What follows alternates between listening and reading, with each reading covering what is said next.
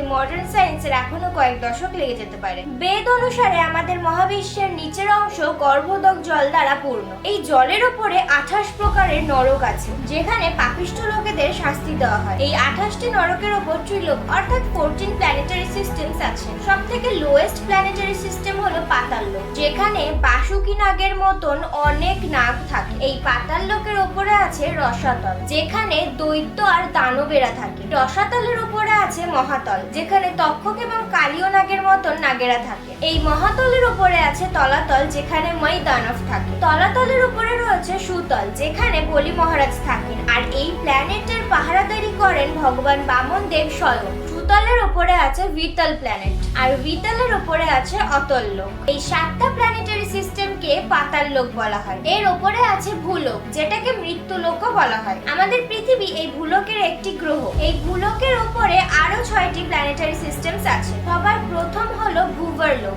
যেখানে দেবতা, গান্ধর্ব, বিদ্যাধর, চারণের মতন অ্যাডভান্স বিংসরা থাকে। এই ভূবর লোকের উপরে হলো স্বর্গলোক, যেখানে দেবতাদের রাজা ইন্দ্র থাকে। স্বর্গলোকের উপরে হলো মহরলোক, যেখানে ভৃগু মুনির মতন মহান ঋষিরা থাকে। মহারলোকের উপরে হলো জনলোক। প্রলয়ের সময় এই জনলোকের নিচের সকল প্ল্যানেটারি সিস্টেম গর্ভোদক জলের নিচে ডুবে যায়। এই জনলোকের উপরে আছে তপলোক, যেখানে মহান ঋষিরা কঠিন তপস্যা করে। আর এই তপলোকের উপরে আছে ব্রহ্মালোক, যেটি এই 14 প্ল্যানেটারি সিস্টেমস এর সবার উপরে আছে, যেখানে ব্রহ্মাদেব থাকেন। আমার এই ইনফরমেশনটি আপনাদের ভালো লেগে থাকলে অবশ্যই আমার চ্যানেলটিকে সাবস্ক্রাইব করে আমার পাশে থাকবেন। লাইক, কমেন্ট, শেয়ার করতে ভুলবেন না। হরে কৃষ্ণা, হরি বল।